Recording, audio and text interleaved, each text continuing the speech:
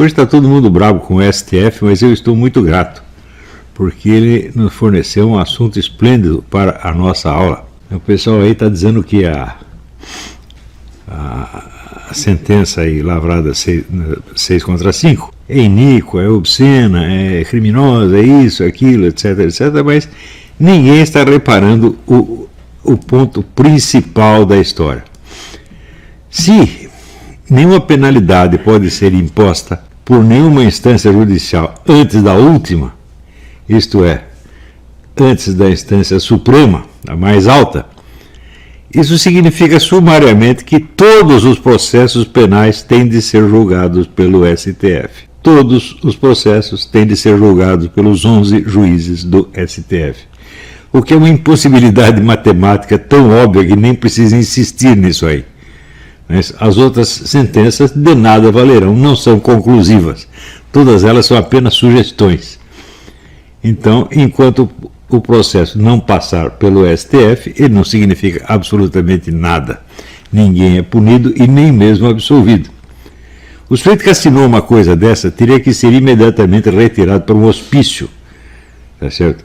E forçado a reingressar no ensino primário, porque obviamente ele não percebe o ilogismo da situação que ele criou, porque esta sentença, ela suprime a condição da sua própria aplicabilidade. Portanto, eu lamento discordar do nosso querido ministro Sérgio Moro, quando ele diz que é preciso obedecer esta sentença. Não, não é preciso nem possível obedecer esta sentença, porque um dos princípios fundamentais do direito é ad impossibilia nemo tenetur. Ninguém será obrigado ao impossível. Então, o senhor está nos impondo uma sentença que nem mesmo a rainha de copas aceitaria, né? É pior do que aquelas sentenças do filme Bananas, do Woody Allen, em que o ditador, ao tomar posse, ele passa os seus primeiros decretos. Decreto número 1, de hoje em diante todas as roupas de baixo passam a ser roupas de cima. Decreto número 2, de hoje em diante todas as crianças de 8 anos passam a ter 12, e assim por diante. É uma coisa que está nesse nível. Gente, quando eu falo esse problema do analfabetismo funcional, eu não estou brincando. Isto é uma tragédia pior do que tudo mais, porque transforma o país inteiro num hospício. Ninguém entende o que está dizendo, ninguém entende o que lê, ninguém é capaz de participar de uma discussão seriamente. Não é isso? Então, hoje mesmo eu estava ouvindo uma gravação do Alexandre Fruta discutindo com o próprio filho, porque o filho disse: eu sou filho de um ex-ator pornô. E ele disse: você não é filho de um ex-ator pornô, porque no tempo que eu gerei você era ator da Globo. Você entende esse argumento?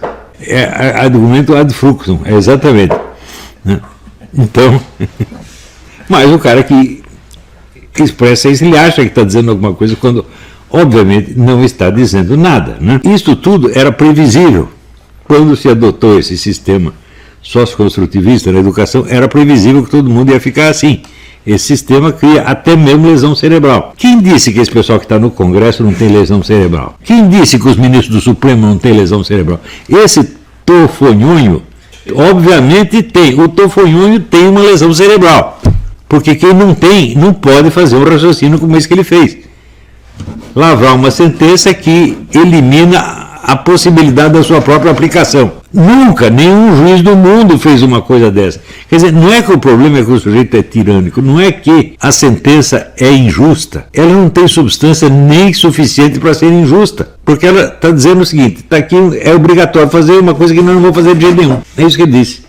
E ninguém entende que o sujeito tem que ser retirado do seu posto por absoluta inépcia. Não é uma questão de que ele está protegendo o Lula. Claro que ele fez para proteger o Lula. Mas, para proteger, no intuito de proteger o Lula, como de fato protegeu, ele lavrou essa sentença que é autocontraditória e que é inaplicável. Portanto, a única utilidade que essa sentença pode ter é o seguinte: ela vai ser usada como pretexto para soltar os queridinhos. Pronto, solta 5 queridinhos e depois volta à interpretação anterior. E daí todo mundo celebra: reinstauramos a prisão de segunda instância, né, vitória da democracia, etc, etc. Por falar em democracia, essa é outra palavra cujo uso atual comprova analfabetismo funcional em nível maciço, geral e endêmico, porque sempre vem junto a expressão instituições democráticas. Qualquer sujeito que fala em instituições democráticas, fala uma vez ou outra, tudo bem, mas o cara que insiste muito nisso, né, que acredita na defesa das instituições democráticas, é obviamente ou analfabeto funcional ou vigarista, assim, perigosíssimo, porque nenhuma instituição é democrática, por definição. Uma instituição jamais pode ser democrática em si mesma. Ela se torna democrática na medida em que obedece à vontade do povo.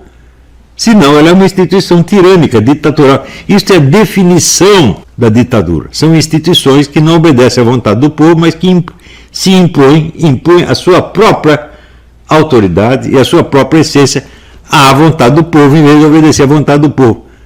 Ora, as instituições brasileiras foram todas construídas de modo a jamais ter de prestar satisfação à vontade popular. Isso no Brasil é o normal.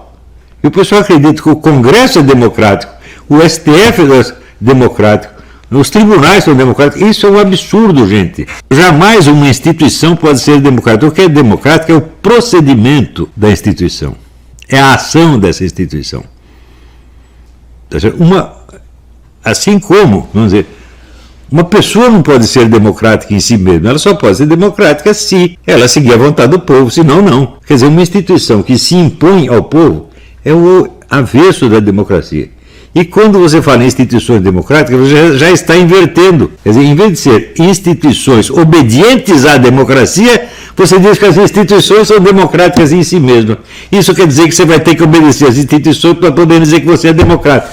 Ou seja, você tem que obedecer uma imposição tirânica para poder ser chamado de democrata. Eu não deveria ser preciso explicar isso. Se nós não tivéssemos num país de analfabetos funcionais, eu não precisaria explicar isso, gente. Agora estou eu aqui do alto dos meus 72 anos, saindo do hospital, tenho que vir para explicar isso para juízes de direito, para essas excelências de merda, para essas pessoas que não merecem respeito nenhum e que não deviam sequer ser ouvidas. Então eu digo, essa sentença do Tofonhonho não é que ela não tem de ser obedecida, ela não tem como ser obedecida, porra. Ele está dizendo o seguinte: eu, Tofonhonho, sou o único juiz que pode julgar todos os processos penais deste país e vou julgar. O que para responder? Vai a merda, senhor, vai chupar uma pica, se souber o que é pica, se souber localizar. Estão entendendo, gente? Estão entendendo o país que esses caras fizeram? Um país que tem um cara como Tofonhonho na presidência do Supremo Tribunal, um país condenado. Não é porque ele é esquerdista, não é porque eu nem sei qual é a ideologia desse cara, nem acredito em nenhuma. Ou seja, o cara é inepto, ele não é capacitado a ler a sua própria sentença e compreendê-la. Ele é pior do que o Davi Miranda, que não sabe achar o sujeito da frase, porque ele não sabe o sujeito, o verbo, o objeto. Ele não sabe o que está dizendo. E no Brasil isso se tornou normal, gente. Então, eu acho que nesses pedidos de impeachment do Tofonhonho, devia entrar em primeiríssimo lugar esta consideração. O juiz que assina uma sentença que suprime a condição da sua própria aplicabilidade não sabe o que está fazendo. Ele está perdido no espaço. É uma força cega. É um burro voador, você está entendendo? Então, a história do Santo Tomás de Aquino, que viram uma vaca voando, e ele foi ver, daí todo mundo começou a rir. Então, mas no Brasil não é a vaca voadora, é o burro voador. E não é um cara que está vendo, todo mundo está vendo. Ele faz isso diante de todo mundo, porque ele não percebe a vergonha que está passando. É uma coisa incrível. Veja, você lê os discursos da Dilma, ela também não entendia o que ela estava falando, mas ela é evidentemente uma pessoa disléxica.